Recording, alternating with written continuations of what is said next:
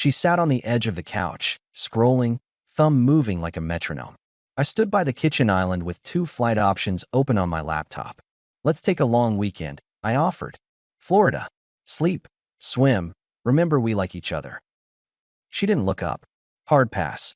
Since when do you pass on the beach? Since I got bored. She finally flicked her eyes at me. Sunburn and your schedule? No thanks. If I'd known where that tone was headed, I would have poured my coffee down the drain and saved us both a week. I closed the laptop. No drama. Just noted the temperature drop. I used to chalk it up to stress. That night made me stop pretending. I took the trash out and came back to find her staring at a mirror on the wall like it had insulted her. She checked her hair, checked me, and went back to the mirror. You're out late a lot, I said. Girls' nights keep multiplying? It's called having a life. She slipped on a jacket. Don't wait up. I don't. She was already at the door when I added. I'll be reallocating my evenings then. She turned with a smirk. Reallocating? I'm removing myself from plans where I feel like background noise. New rule. Thursday nights, I'm out. No debates. Her eyebrow went up. Trying to be interesting now? Trying to be honest. She left laughing under her breath. It wasn't loud. It didn't need to be. I called Mike that first Thursday. He's a contractor who laughs like he's testing a power drill. We've known each other since we were dumb enough to think all string lights are the same length. Bar down the street? He asked. Not in the mood to perform, I said. Let's keep it quiet. We took the corner table near the pool cue board. He ordered wings. I stuck to a burger. We talked Broncos, budgets, backyard gutters. Nothing heavy. That was the point. Halfway through, my phone lit up. Her, where are you? I typed back. Busy. We'll figure the weekend later. Her bubble popped up, then vanished. No follow-up. When I got home, the living room lights were on, TV muted, her shoes on the rug like she'd kicked them off mid-sprint. She didn't ask about my night. Instead, she glanced at my plate in the sink. Grease again. I shrugged. It was a good burger. Right. She turned back to her show. You should try salads. I'll live. She stretched over the couch arm like she was posing for a catalog I couldn't afford. Maybe. Maybe not. That maybe wasn't new. The contempt was. The next morning, I moved the whiteboard calendar off the fridge. I wiped our shared plans clean and added only mine. Thursday hangout, Saturday range time with Jordan, Sunday service with my dad. She watched with a spoon in a yogurt cup. What are you doing? She asked. Simplifying. So you're what? Reclaiming your time. Exactly. Let me know if there's a real plan I need to consider. Otherwise, I'll manage mine. She clicked the spoon against the cup. I don't need your permission to have fun. Never said you did. You act like a hall monitor. Then ignore me like a senior. She glared, and I kept wiping. That night she went out with the girls again. The story didn't change, but the bile in her delivery sharpened. 2 days later, a gentle hand appeared at the edge of my day. She brought coffee to the garage while I was changing the oil in the truck. I got your favorite, she said, biting off the plastic lid with her teeth and handing me the cup. Thanks. I didn't take a sip. What's the new rule costing you today? She folded her arms. Can I not just be nice? You can. It's rare lately. Makes me suspicious, but not rude. She leaned on the workbench. You used to do this stuff without the commentary. I used to assume we were on the same team. We are. No, we're not, I replied. You're on a team that's busy every night. She huffed. Fine. Do what you want. I am. She left the coffee on the bench like a peace offering she wanted me to choke on. Her sudden kindness lasted exactly 12 hours. By dinner, she was mocking my Thursday rule to a captive audience. My neighbor, Mark, had wandered over to return a socket wrench, and she decided to play hostess. Look at him, she told Mark, slicing a pepper like it owed her money. He's got a rule now. Thursdays, he schedules his feelings. Mark tried a joke. Maybe he scheduled wings for me too. Possibly, I cut in. But not commentary. She snorted. Tell him how you made a calendar, babe. I wiped my hands. Sure. I stopped assuming my time is a communal property. It's healthier. Mark raised both palms. I'm just here with a wrench, folks. Thanks for the wrench, Mark, I said, making it easy for him to leave. He took the hint. After the door closed, she tossed the knife into the sink like it misbehaved. You embarrassed me in front of him, she said. You embarrassed yourself. I set a boundary. There's a difference. You're being dramatic. No, I said, and went for my running shoes. I'm being done. I started jogging most nights. If she came home late, she came home to a shower running and an empty kitchen. I wasn't punishing, I was busy. There's a difference, and men my age know it without a TED talk. The girl's nights multiplied, and then the crack in her story arrived from a direction I didn't expect. Our mutual friend, Lisa, who runs a spin studio and is allergic to silence. She ran into me at the grocery store near the deli counter. "How's Maya?" she asked, casual but loaded. "She's busy." "Yeah? Haven't seen her in weeks. Thought you two were doing Thursday drinks." Lisa blinked. "No. She texted a couple times, but I've been slammed." "What?" I put down the pack of turkey. "So, she hasn't been with you." Lisa's eyes did a quick calculation. "I don't want to be in the middle." "You're not," I said. "You just helped me move a puzzle piece." She grimaced. "She'll be mad I talked." "No, she'll be mad I listened." That night, I kept quiet. I watched. I counted. She left at 7:30 with a casual, "Back late." I nodded and went to the garage. At 9:15, I texted Jordan, a guy from the shop who sees more than he says. "You still know that PI you used for the stolen tools issue?" I wrote. "Yeah. Dave S. Good guy. Straight shooter," he replied. "Pass his number." He did. I didn't snoop through her phone. I didn't tail her car. I called Dave and said the words you say when you're done guessing. "I'm not looking for drama," I told him. "I'm looking for facts." Dave met me in a booth at a cafeteria near my office. He's one of those men who blends in. Neutral shirts, bad coffee, quiet eyes. "Give me a couple days," he said. "You'll get a full report. Photos, times." "How invasive is this?" He shrugged. "Less invasive than a lie you live in for 6 months." I slid an envelope across the table. 2 days. He took it. "You'll get what you need." Back home, Maya tried out a softer tone again. She found me in the driveway. Hood up, wipers up, hands dirty. "You're really leaning into this garage husband thing," she said, half teasing. "Trying to keep what I own running." She stepped closer. "We should try a wine tasting Saturday. My treat. Make it nice." I watched her for a second. The pitch was too clean, like a scripted apology. "Saturday afternoon, I'm booked." "Doing what?" "Breathing." She let out a laugh that wasn't a laugh. "God, you're stubborn." Accurate. She played with my sleeve. "Come on. I want to have fun. Enjoy." She withdrew her hand. "Suit yourself." By Friday, Dave sent a text. "Report ready. Meet." I met him in the same booth. He slid a manila folder across. No theatrics. He had timestamps and photographs. Maya with a guy I'd never seen, sitting close in a booth at a restaurant across town. Later, the two of them near the entrance of a low-lit motel with the kind of parking lot that kills alibis. Dave kept it clinical. That's what I paid for. He didn't sell outrage. He sold clarity. "You okay?" he asked. "I've been better," I answered. "But I've also been dumber." He nodded once. "You don't have to use any of it.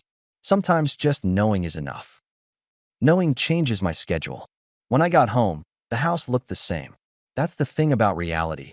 It doesn't announce itself. It just sits there and waits for you to catch up. I pulled the big suitcase from the hall closet and started folding her clothes. Not angry. Efficient. Shirts, dresses, a pile of shoes that never looked comfortable. I put her makeup bag on top, like a courtesy. I set the suitcase by the door and a second duffel next to it with her gym stuff. Then I changed the front door locks. 15 minutes if you've done it before, 20 if you haven't. I had. I moved the spare key from its fake rock and into my pocket. Her framed photo from a ski trip went off the mantle. I didn't smash it. I wrapped it in an old towel and slid it into the suitcase side pocket. There's dignity in the way you clear a space. When I was done, the entryway looked like a staging area for a short trip with no return date. I sat in the armchair and waited. The report lay on the coffee table, the first photo face down. She came home at 10:40. The door didn't budge under her key. I watched the handle rattle, then her knock. I opened. "What's wrong with the lock?" she asked, stepping forward like I was in her way. Updated. Her eyes flicked to the luggage. "What is this? Inventory control. Are you serious?" "Very." She scoffed. "Stop with the bit." I turned the folder over and slid the first photo to the top.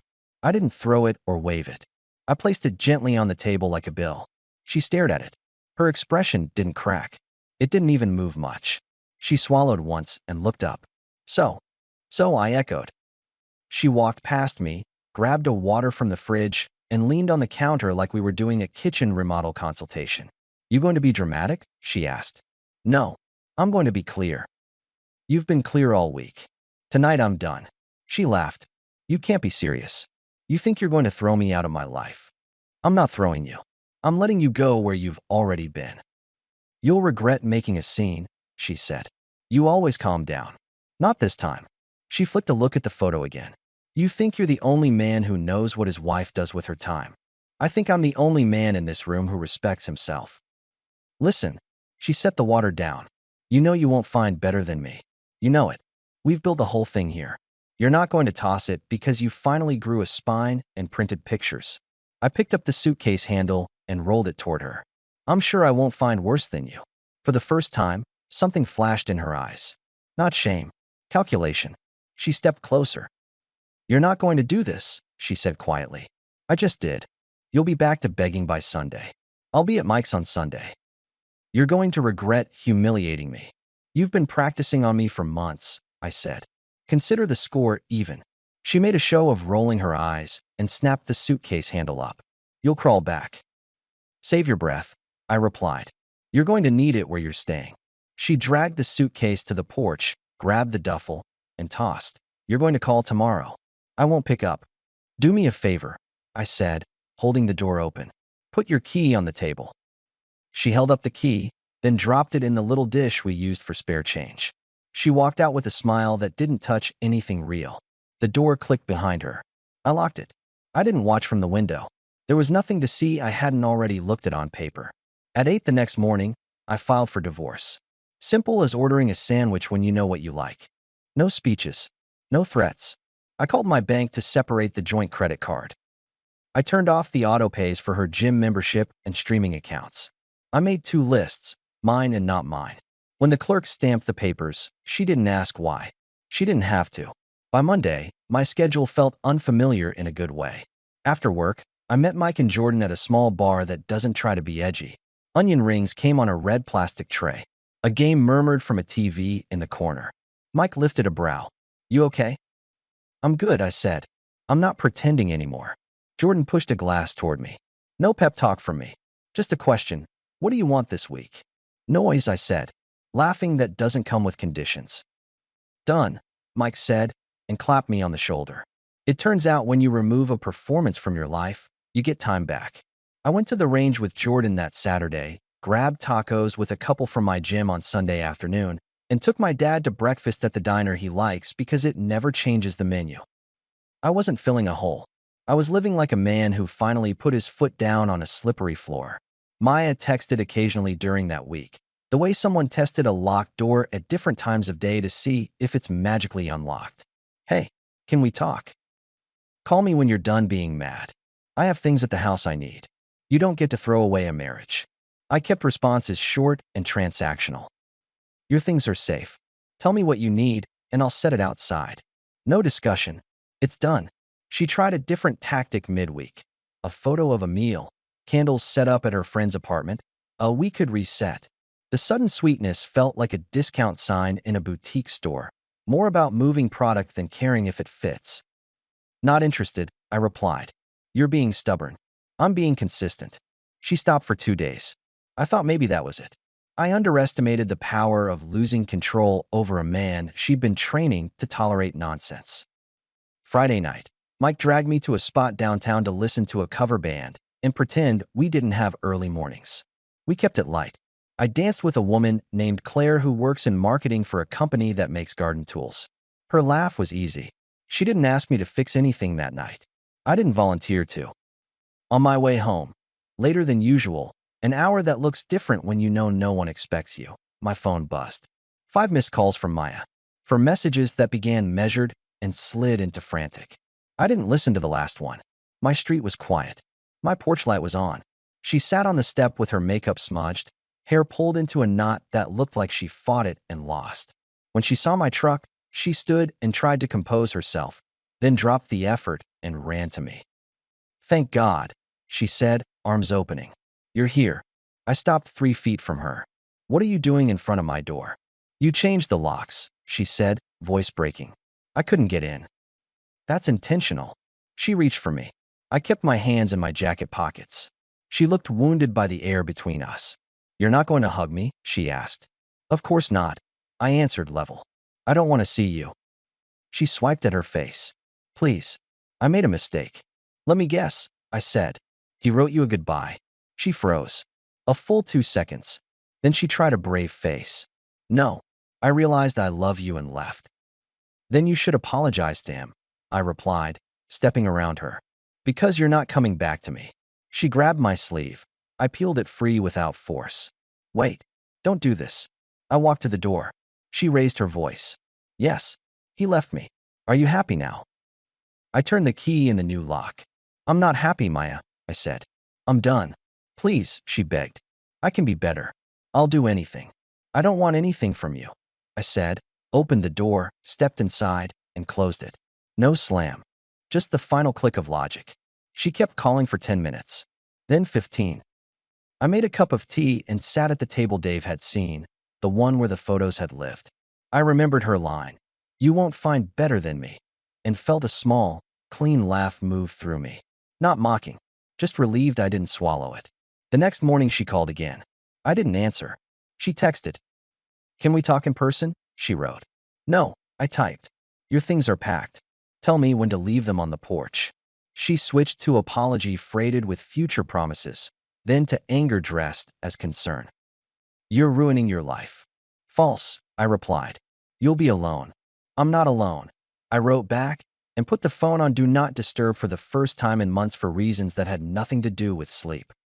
At work, people noticed I was lighter. My boss, Dane, stopped by my cubicle. You look like someone took a weight off your back, he said. I took it off myself, I answered. He nodded like a man who's worn a similar weight. You're leading the site visit at noon. Bring that energy. I did. At lunch, Jordan tapped his water bottle against mine. Your face, he said. It's different. Feels like it fits, I told him. That weekend, a second wave of Maya's strategy rolled in. Full charm offensive. She sent a picture from an old trip, typed out a long paragraph about memories, promised counseling, promised patience, promised to cook every meal for a month, promised to be the wife you need. She asked to meet for coffee. I told her I don't meet for coffee with people who tried to negotiate my worth. You're punishing me, she wrote. I'm protecting me, I replied. Sunday afternoon, I saw her car turn onto our street. She stopped, stared at the house like it owed her something, and then saw my truck. I opened the garage door. She stayed in her car. I picked up the packed boxes, carried them to the porch, set them down. She rolled her window down 3 inches. You're really doing this, she said.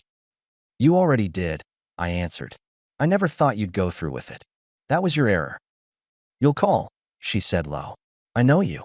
You knew the version of me that tolerated disrespect because I thought it would buy peace. That inventory sold out. She rolled the window up and drove away. I didn't lock myself in the house and grieve. I didn't give a speech to a mirror. I met Mike and Jordan at a backyard barbecue at Jordan's cousin's place. New crowd. Fresh air. No one asked me to tell the story. They just handed me a plate and introduced me to people by my name, not by my damage. I threw a football with a kid who took it too seriously. I listened to an old blues track on a portable speaker. I watched the light move across a fence and found the quiet in it. Real quiet. Not the forced kind you manufacture after a fight.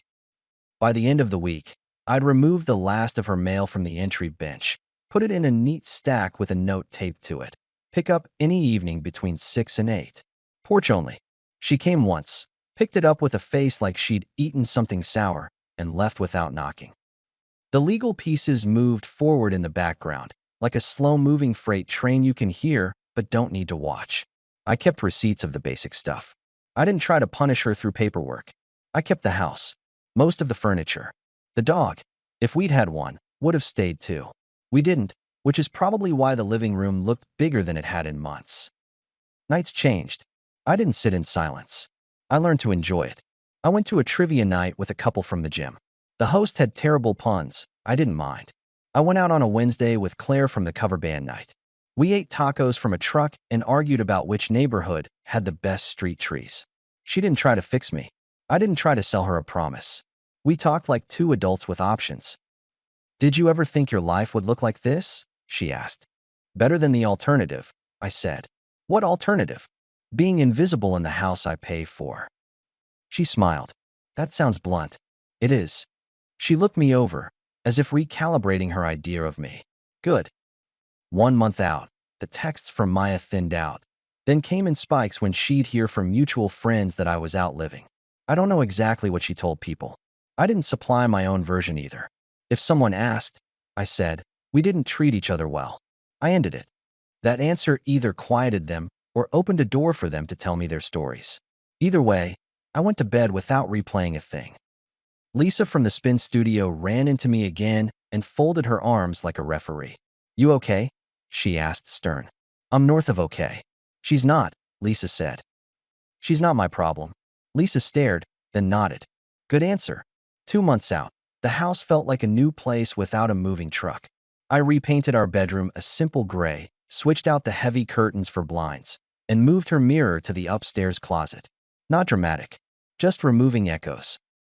I also started saying yes to small things I'd said no to for years because they disrupted someone else's control. A weekend fishing trip with Jordan, a pickup basketball game where my knees protested, a Saturday morning farmer's market where the tomatoes looked like someone cared. It's not that I became a different man.